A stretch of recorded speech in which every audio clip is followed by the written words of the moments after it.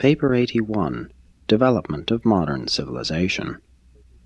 Regardless of the ups and downs of the miscarriage of the plans for world betterment projected in the missions of Caligastia and Adam, the basic organic evolution of the human species continued to carry the races forward in the scale of human progress and racial development.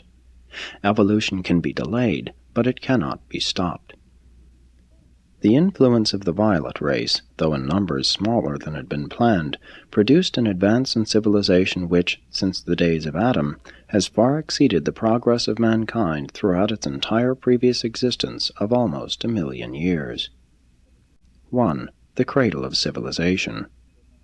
For about 35,000 years after the days of Adam, the cradle of civilization was in southwestern Asia, extending from the Nile Valley eastward and slightly to the north across northern Arabia, through Mesopotamia, and on to Turkestan.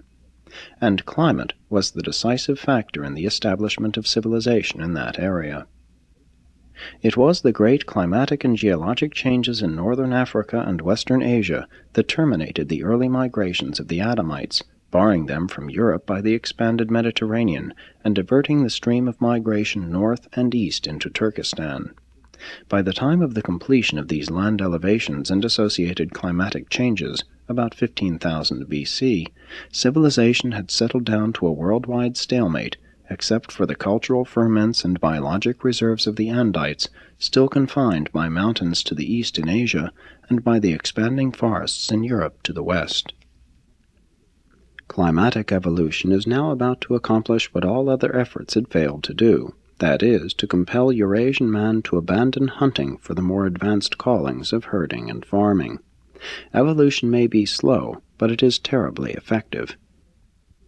Since slaves were so generally employed by the earlier agriculturists, the farmer was formerly looked down on by both hunter and the herder.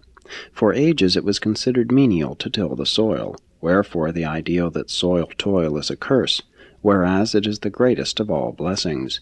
Even in the days of Cain and Abel, the sacrifices of the pastoral life were held in greater esteem than the offerings of agriculture. Man ordinarily evolved into a farmer from a hunter by transition through the era of the herder, and this was also true among the Andites, but more often the evolutionary coercion of climatic necessity would cause whole tribes to pass directly from hunters to successful farmers. But this phenomenon of passing immediately from hunting to agriculture only occurred in those regions where there was a high degree of race mixture with the violet stock.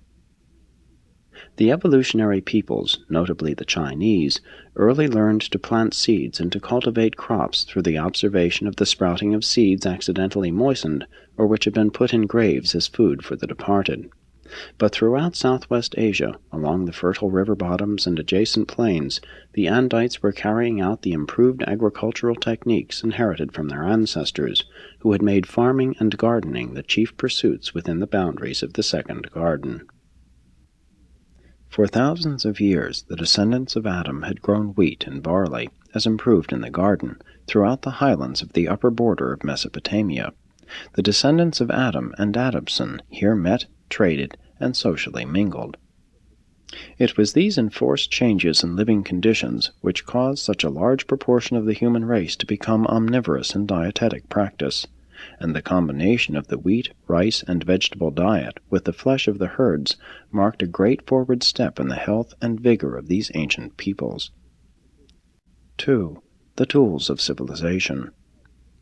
The growth of culture is predicated upon the development of the tools of civilization, and the tools which man utilized in his ascent from savagery were effective just to the extent that they released manpower for the accomplishment of higher tasks.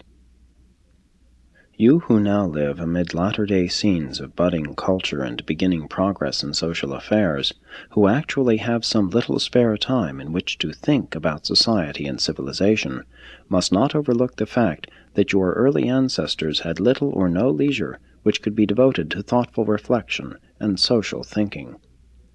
The first 4 great advances in human civilization were 1. The taming of fire, 2. The domestication of animals, 3. The enslavement of captives, 4. Private property.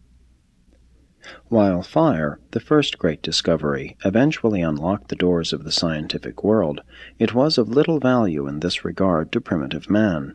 He refused to recognize natural causes as explanations for commonplace phenomena.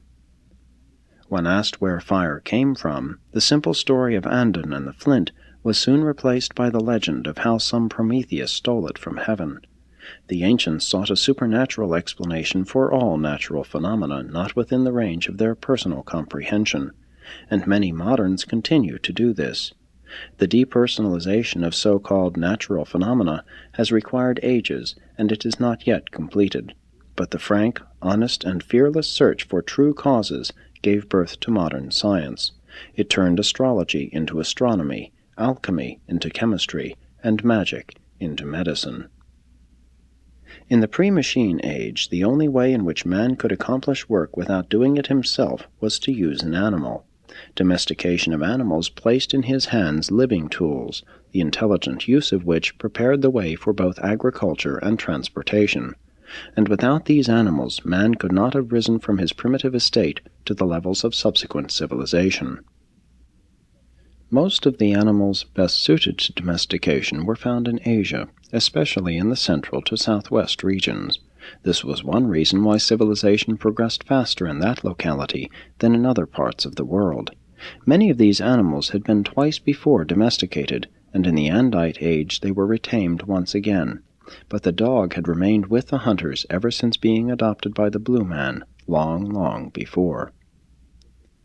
The Andites of Turkestan were the first peoples to extensively domesticate the horse, and this is another reason why their culture was for so long predominant. By 5000 BC, the Mesopotamian, Turkestan, and Chinese farmers had begun the raising of sheep, goats, cows, camels, horses, fowls, and elephants. They employed as beasts of burden the ox, camel, horse, and yak. Man was himself at one time the beast of burden. One ruler of the blue race once had 100,000 men in his colony of burden-bearers. The institutions of slavery and primitive ownership of land came with agriculture. Slavery raised the master's standard of living and provided more leisure for social culture. The savage is a slave to nature, but scientific civilization is slowly conferring increasing liberty on mankind. Through animals, fire, wind, water, electricity, and other undiscovered sources of energy, man has liberated, and will continue to liberate, himself from the necessity for unremitting toil. Regardless of the transient trouble produced by the prolific invention of machinery, the ultimate benefits to be derived from such mechanical inventions are inestimable. Civilization can never flourish, much less be established, until man has leisure to think, to plan, to imagine new and better ways of doing things. Man first simply appropriated his shelter, lived under ledges, or dwelt in caves. Next, he adapted such natural materials as wood and stone to the creation of family huts. Lastly, he entered the creative stage of home building, learned to manufacture brick and other building materials. The peoples of the Turkestan highlands were the first of the more modern races to build their homes of wood, houses not at all unlike the early log cabins of the American pioneer settlers. Throughout the plains, human dwellings were made of brick, later on, of burned bricks.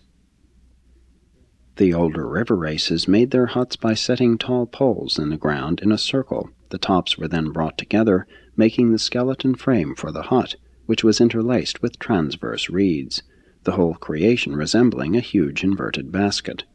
This structure could then be daubed over with clay and, after drying in the sun, would make a very serviceable, weather-proof habitation.